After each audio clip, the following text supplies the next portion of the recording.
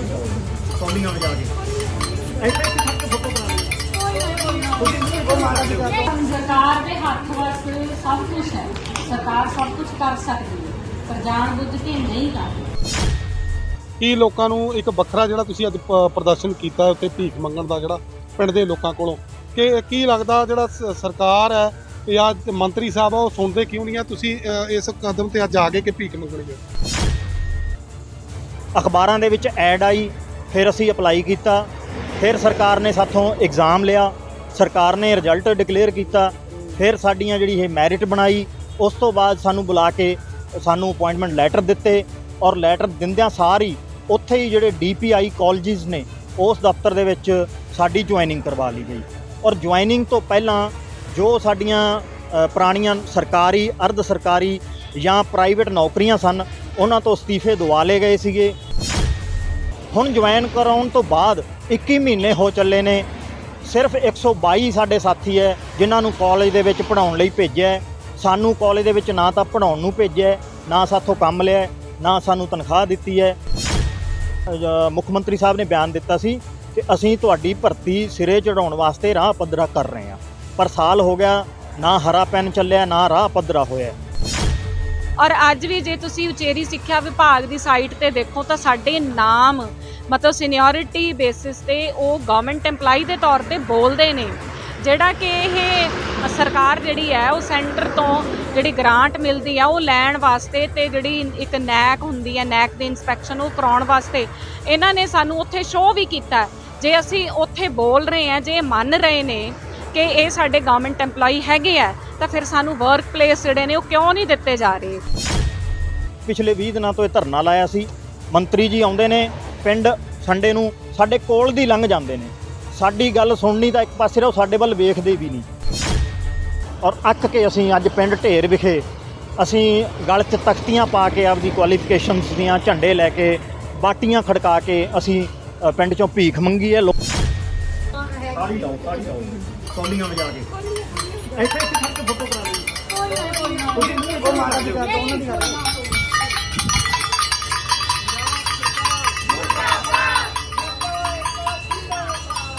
ਸਰਕਾਰ ਸਾਡੀ ਗੱਲ ਨਹੀਂ ਸੁਣਦੀ ਤਾਂ ਆਪਾਂ ਆਪਣੇ ਇਸ ਪ੍ਰਦਰਸ਼ਨ ਨੂੰ ਹੋਰ ਤਿੱਖਾ ਕਰਾਂਗੇ। ਆਪਾਂ ਮਰਨ ਵਰ ਤੱਕ ਵੀ ਜਾਵਾਂਗੇ ਪਰ ਆਪਣਾ ਹੱਕ ਲੈ ਕੇ ਹੀ ਉਠਾਂਗੇ।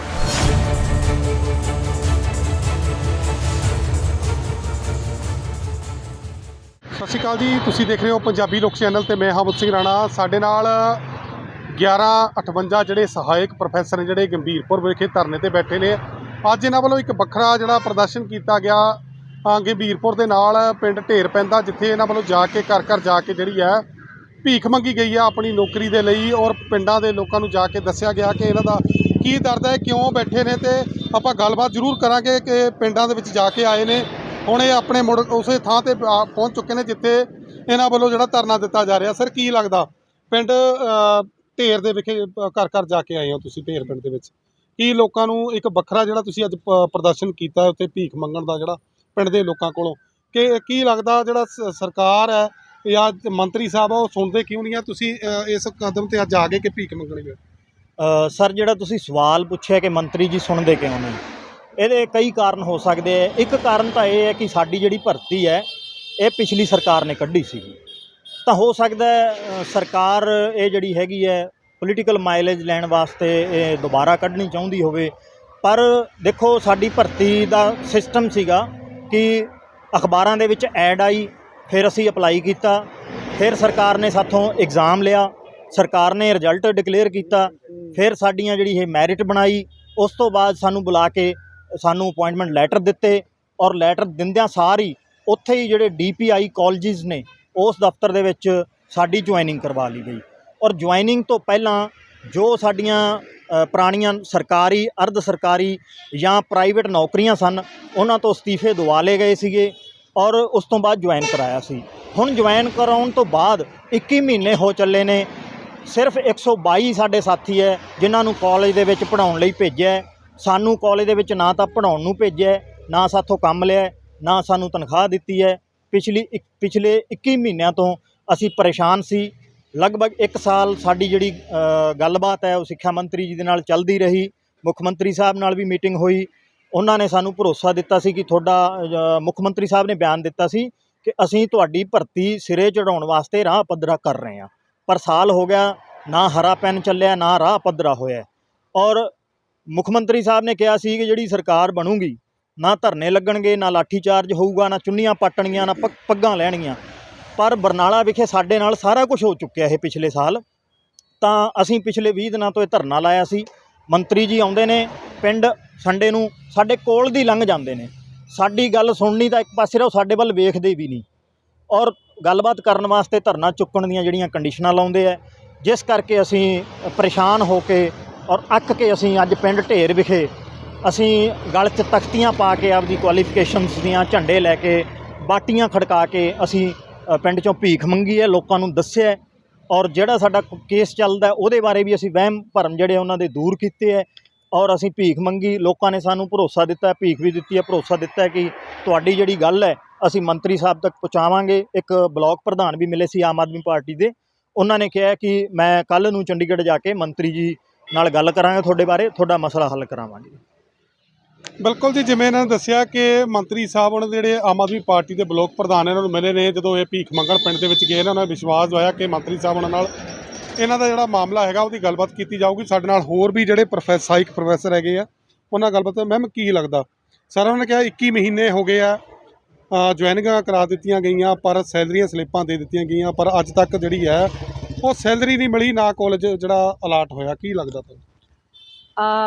ਸਰ ਇਹਦੇ ਵਿੱਚ ਤਾਂ ਦੇਖੋ ਸਰਕਾਰ ਦੀ ਤੇ ਜਿਹੜੀ ਅਫਸਰਸ਼ਾਹੀ ਹੈ ਉਹਦੀ ਮਤਲਬ ਸਾਫ਼-ਸਾਫ਼ ਨਾਕਾਮੀ ਜਿਹੜੀ ਉਹ ਨਜ਼ਰ ਆਉਂਦੀ ਹੈ। ਕਿਉਂਕਿ ਜੇਕਰ ਸਾਡੀ ਭਰਤੀ ਦੇ ਵਿੱਚ ਉਹ ਕਹਿੰਦੇ ਆ ਵੀ ਖਾਮੀਆਂ ਸੀ, ਦੇਖੋ ਇਹ ਖਾਮੀਆਂ ਅਸੀਂ ਤਾਂ ਪੈਦਾ ਨਹੀਂ ਕੀਤੀਆਂ। ਅਸੀਂ ਤਾਂ ਇੱਕ ਉਮੀਦਵਾਰ ਦੇ ਤੌਰ ਤੇ ਟੈਸਟ ਦੇ ਵਿੱਚ ਅਪੀਅਰ ਹੋਏ, ਉਹਨੂੰ ਕਲੀਅਰ ਕੀਤਾ, ਮੈਰਿਟ ਲਿਸਟ ਦੇ ਵਿੱਚ ਆਏ, ਸਿਲੈਕਟ ਹੋਏ, ਜੁਆਇਨ ਵੀ ਕਰ ਗਏ, ਸਾਡੇ ਸੈਲਰੀ ਲੈਟਰ ਜਿਹੜੇ ਨੇ ਉਹ ਵੀ ਨਿਕਲ ਗਏ, ਸਾਡੇ ਪ੍ਰਾਨ ਕਾਰਡ ਵੀ ਬਣ ਗਏ ਜਿਹੜੇ ਕਿ ਗਵਰਨਮੈਂਟ EMPLOYEES ਦੇ ਬਣਦੇ ਆ।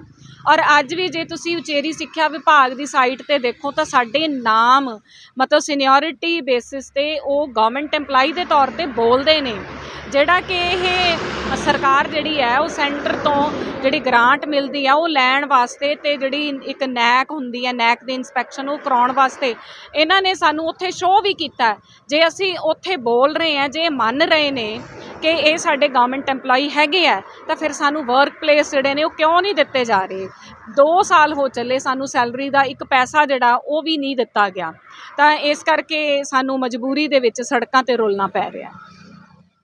ਬਿਲਕੁਲ, ਜਿਵੇਂ ਇਹਨਾਂ ਨੇ ਕਿਹਾ ਕਿ ਸਾਨੂੰ ਲਗਭਗ 2 ਸਾਲ ਹੋ ਗਏ ਆ ਸੜਕਾਂ ਦੇ ਉੱਤੇ ਰੋਲਣ ਵਾਸਤੇ ਮਜਬੂਰ ਹੈਗੇ ਆ, ਕਿਉਂਕਿ ਸਰਕਾਰ ਬੇਸ਼ੱਕ ਪਿਛਲੀ ਸਰਕਾਰ ਸਮੇਂ ਇਹਨਾਂ ਨੂੰ ਜਿਹੜਾ ਇਹ ਭਰਤੀ ਕੀਤਾ ਗਿਆ, ਜਿਹੜੀ ਇਹਨਾਂ ਦੀ ਜੁਆਇਨਿੰਗ ਜਿਹੜੀ ਹੋਈ ਹੈ ਉਸ ਤੋਂ ਬਾਅਦ ਬੇਸ਼ੱਕ ਸੈਲਰੀ ਸਲਿੱਪਾਂ ਜਿਵੇਂ ਇਹਨੇ ਦੱਸਿਆ ਕਿ ਬਣ ਗਈਆਂ, ਅਲੱਗ ਤੋਂ ਅਲੱਗ ਤਰ੍ਹਾਂ ਦੇ ਜਿਹੜੇ ਪਹਿਲੂ ਸੀਗੇ ਉਹਨੂੰ ਪੂਰਾ ਕੀਤਾ ਗਿਆ, ਪਰ ਜਿਹੜਾ ਇਹ ਹਾਲੇ ਤੱਕ ਇਹਨਾਂ ਨੂੰ ਜਿਹੜੇ ਕਾਲਜਾਂ ਦੇ ਵਿੱਚ ਨਹੀਂ ਭੇਜਿਆ ਗਿਆ। ਆਖਰਕਾਰ ਇਹਨਾਂ ਨੂੰ ਜਿਹੜਾ ਸੰਘਰਸ਼ ਦਾ ਰਾਹ ਉਹ ਚੁਣਨਾ ਪਿਆ। ਸਾਡੇ ਨਾਲ ਹੋਰ ਵੀ ਸਹਾਇਕ ਪ੍ਰੋਫੈਸਰ ਆਦੇ ਨੇ, ਗੱਲਬਾਤ ਕਰਦੇ ਆ। ਮੈਮ ਕੀ ਲੱਗਦਾ, ਜੇ ਸਰਕਾਰ ਨਹੀਂ ਕੁਝ ਸੁਣਦੀ ਹੈ, ਮੰਤਰੀ ਸਾਹਿਬ ਨਹੀਂ ਸੁਣਦੇ ਆ, ਅਗਲਾ ਕੀ ਐਕਸ਼ਨ ਹੋਊਗਾ? ਜੋ ਅੱਜ ਐਕਸ਼ਨ ਕੀਤਾ ਇਸ ਤੋਂ ਇਲਾਵਾ ਹੋਰ ਵੀ ਐਕਸ਼ਨ ਹੋਊਗਾ? ਬਿਲਕੁਲ ਸਰ, ਜੇ ਸਰਕਾਰ ਸਾਡੀ ਗੱਲ ਨਹੀਂ ਸੁਣਦੀ ਤਾਂ ਆਪਾਂ ਆਪਣੇ ਇਸ ਪ੍ਰਦਰਸ਼ਨ ਨੂੰ ਹੋਰ ਤਿੱਖਾ ਕਰਾਂਗੇ, ਆਪਾਂ ਮਰਨ ਵਰਤ ਤੱਕ ਵੀ ਜਾਵਾਂਗੇ, ਪਰ ਆਪਣਾ ਹੱਕ ਲੈ ਕੇ ਹੀ ਉਠਾਂਗੇ। ਬਿਲਕੁਲ ਜੀ, ਇਸ ਤੋਂ ਇਲਾਵਾ ਜਿਹੜੇ ਆ ਮਾਪੇ ਵੀ ਇਸ ਧਰਨੇ ਦੇ ਵਿੱਚ ਜਿਹੜੇ ਪਹੁੰਚੇ ਹੋਏ ਨੇ, ਉਹਨਾਂ ਨਾਲ ਜ਼ਰੂਰ ਗੱਲਬਾਤ ਕਰਾਂਗੇ। ਬਜ਼ੁਰਗੋ, ਕਿਹੜੀ ਜਗ੍ਹਾ ਤੋਂ ਆਏ ਹੋ ਤੇ ਤੁਹਾਡਾ ਕੌਣ ਜਿਹੜਾ ਸਹਾਇਕ ਪ੍ਰੋਫੈਸਰਾਂ ਦੇ ਵਿੱਚ ਹੈ? ਸਾਡਾ ਬੇਟਾ ਜੀ, ਅੱਲਾ ਰੱਖਾ ਉਹਦਾ ਨਾਮ ਜੀ, ਆਪਣਾ ਅਹਿਮਦਗੜ੍ਹ ਮੰਡੀ ਅਹਿਮਦਗੜ੍ਹ ਤੋਂ ਆਇਆ ਜੀ ਅਸੀਂ। ਲੱਗਦਾ ਨਹੀਂ ਸਰਕਾਰ ਨੇ ਚੋਣਾਂ ਸਮੇਂ ਤਾਂ ਵੱਡੇ ਵਾਅਦੇ ਕੀਤੇ ਸੀ ਕਿ ਨੌਜਵਾਨਾਂ ਨੂੰ ਨੌਕਰੀਆਂ ਦੇ ਦਾਂਗੇ, ਕਿਸੇ ਨੂੰ ਰੁਲ ਨਹੀਂ ਦੇਣਾ ਆਪਾਂ ਸੜਕਾਂ ਤੇ, ਪਰ ਅੱਜ ਬੱਚੇ ਤਾਂ ਰੁਲ ਰਹੇ, ਤੁਸੀਂ ਵੀ ਨਾਲ ਰੁਲ ਰਹੇ। ਸਾਡੀ ਸਾਰੀ ਜ਼ਿੰਦਗੀ ਦਾ ਨਿਚੋੜ ਨੇ ਜੀ ਬੱਚੇ ਜਿਹੜੇ ਬਣਾਏ ਨੇ, ਸਾਰੀ ਜ਼ਿੰਦਗੀ ਲਾ ਕੇ ਉਹਨਾਂ ਨਾਲ ਧੱਕਾ ਹੋ ਰਿਹਾ ਬੱਚਿਆਂ ਨਾਲ। ਦੇਖੋ ਜੀ, ਸਾਰੀ ਜ਼ਿੰਦਗੀ ਉਹਨਾਂ ਨੂੰ ਪੜ੍ਹਾ ਕੇ ਯਾਨੀ ਆਪਣੀ ਖੂਨ ਪਸੀਨਾ ਮਜ਼ਦੂਰੀ ਕਰਕੇ ਆਹ ਬੱਚਿਆਂ ਨੂੰ ਹੁਣ ਮਿਹਨਤ ਦਾ ਫਲ ਮਿਲਿਆ ਜੀ। ਬੇਰੁਜ਼ਗਾਰ ਬੱਚੇ ਆਪਣੇ ਆਪ ਨੂੰ ਮਰਨ ਨੂੰ ਫਿਰਦੇ ਨੇ। ਸਾਡੇ ਬੱਚੇ ਨੂੰ ਕਈ ਵਾਰੀ ਕਹਿੰਦੇ ਮੈਂ ਜਾਨ ਦੇ ਦੂੰ, ਆਪਣੇ ਥੱਲੇ ਨਹਿਰ ਦੀ ਛਾਲ ਮਾਰ ਦੂੰ, ਕਦੇ ਖੂਹ ਛਾਲ ਮਾਰ ਦੂੰ, ਜਿਹਨੇ ਸਾਡੀ ਜ਼ਿੰਦਗੀ ਖਰਾਬ ਕਰਤੀ ਨਹੀਂ ਲਾ ਕੇ ਗੱਲ। ਲੱਗਦਾ ਨਹੀਂ ਸਰਕਾਰ ਕਹਿੰਦੀ ਕਿ ਬੀਤੇ ਸਮੇਂ ਜੋ ਪੰਜਾਬ ਦੇ ਮੁੱਖ ਮੰਤਰੀ ਭਗਵੰਤ ਮਾਨ ਨੇ ਕਹਿੰਦੇ ਸੀ ਕਿ ਅਸੀਂ ਜਿਹੜੇ ਨੌਜਵਾਨ ਵਿਦੇਸ਼ਾਂ ਵੱਲ ਨੂੰ ਚੱਲ ਗਏ ਉਹਨਾਂ ਨੂੰ ਵਾਪਸ ਲੈ ਕੇ ਆਵਾਂਗੇ, ਇੰਨਾ ਰੁਜ਼ਗਾਰ ਜਿਹੜਾ ਇੱਥੇ ਦਿੱਤਾ ਜਾਊਗਾ ਲੋਕਾਂ ਨੂੰ।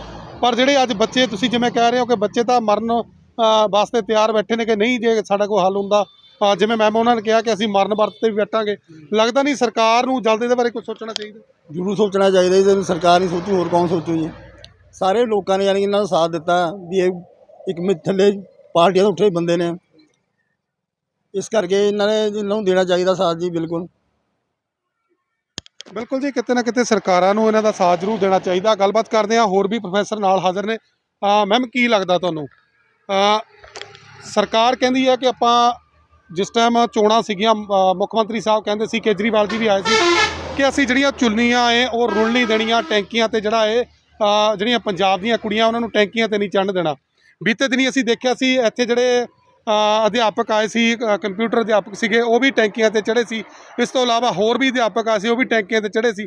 ਤੁਸੀਂ ਆਏ ਹੋ, ਤੁਸੀਂ ਹੁਣ 20 ਦਿਨ ਹੋ ਗਏ ਇੱਥੇ ਧਰਨੇ ਤੇ ਬੈਠੇ ਹੋ। ਸਰਕਾਰ ਦੇ ਜਿਹੜੇ ਵੋਟਾਂ ਸਮੇਂ ਉਹਨਾਂ ਦੇ ਐਲਾਨ ਸੀ, ਉਹ ਲੱਗਦਾ ਅੱਜ ਕਿਤੇ ਨਾ ਕਿਤੇ ਜਿਹੜੇ ਖੋਖਲੇ ਸਾਬਤ ਹੋ ਰਹੇ।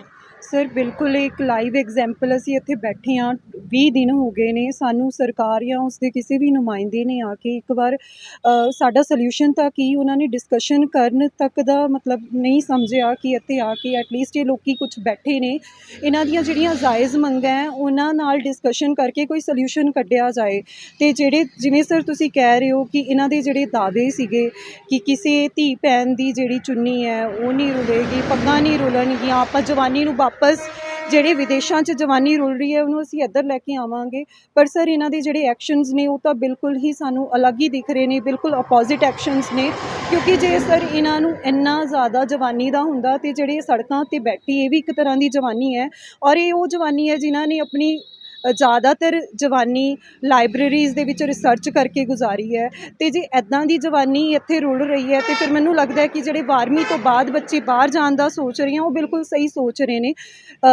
ਹਾਂਜੀ ਬਿਲਕੁਲ ਜੀ, ਜਿਵੇਂ ਇਹਨਾਂ ਨੇ ਕਿਹਾ ਕਿ ਜਿਹੜੇ ਬੱਚੇ 12ਵੀਂ ਤੋਂ ਬਾਅਦ ਪੜ੍ਹਾਈ ਕਰਨ ਵਾਸਤੇ ਵਿਦੇਸ਼ਾਂ ਵਿੱਚ ਜਾ ਰਹੇ ਨੇ, ਉਹ ਫਿਰ ਕਿਤੇ ਨਾ ਕਿਤੇ ਸਹੀ ਫੈਸਲਾ ਲੈ ਰਹੇ ਨੇ। ਕਿਉਂਕਿ ਜੇ ਇੱਥੇ ਦੀਆਂ ਸਰਕਾਰਾਂ ਜੋ ਪਿਛਲੀਆਂ ਸਰਕਾਰਾਂ ਨੇ ਕੀਤਾ ਏ, ਪਿਛਲੀਆਂ ਸਰਕਾਰਾਂ ਸਮੇਂ ਜੋ ਹੁੰਦਾ ਰਿਹਾ ਏ, ਬੇਰੁਜ਼ਗਾਰਾਂ 'ਤੇ ਲਾਠੀ ਚਾਰਜ ਲਾ ਲਓ, ਭਾਵੇਂ ਚੁੰਨੀਆਂ ਰੁਲਦੀਆਂ ਦੇਖੀਆਂ ਗਈਆਂ। ਉਸ ਸਮੇਂ ਤਾਂ ਪੰਜਾਬ ਦੇ ਜਿਹੜੇ ਮੁੱਖ ਮੰਤਰੀ ਹੈ ਉਹ ਹੁਣ ਉਸ ਸਮੇਂ ਇਹ ਵਾਅਦੇ ਕਰਦੇ ਸੀ ਕਿ ਸਾਡੀ ਸਰਕਾਰ ਆਉਣ ਤੋਂ ਬਾਅਦ ਕਿਸੇ ਨੂੰ ਧਰਨਾ ਦੇਣ ਦੀ ਜ਼ਰੂਰਤ ਨਹੀਂ ਪੈਣੀ, ਕਿਸੇ ਨੂੰ ਟੈਂਕੀਆਂ 'ਤੇ ਚੜ੍ਹਨ ਦੀ ਜ਼ਰੂਰਤ ਨਹੀਂ ਪੈਣੀ। ਪਰ ਜਿਵੇਂ ਇਹਨਾਂ ਨੇ ਦੱਸਿਆ ਕਿ ਸਿੱਖਿਆ ਮੰਤਰੀ ਸਾਹਿਬ ਉਹਨਾਂ ਨੇ ਬੀਤੇ ਦਿਨ ਇਹਨਾਂ ਨੂੰ ਸੁਨੇਹਾ ਭੇਜਿਆ ਸੀ ਕਿ ਆਓ ਬਹਿ ਕੇ ਗੱਲਬਾਤ ਕਰਦੇ ਹਾਂ, ਪਰ ਉਹਦੇ ਵਿੱਚ ਇਹਨਾਂ ਨੇ ਜਿਵੇਂ ਦੱਸਿਆ ਕਿ ਉਹਦੇ ਵਿੱਚ ਵੀ ਸ਼ਰਤਾਂ ਸੀਗੀਆਂ ਕਿ ਤੁਸੀਂ ਪਹਿਲਾਂ ਧਰਨਾ ਚੁੱਕੋ, ਉਹ ਤੋਂ ਬਾਅਦ ਮੈਂ ਤੁਹਾਡੇ ਨਾਲ ਗੱਲਬਾਤ ਕਰਾਂਗਾ।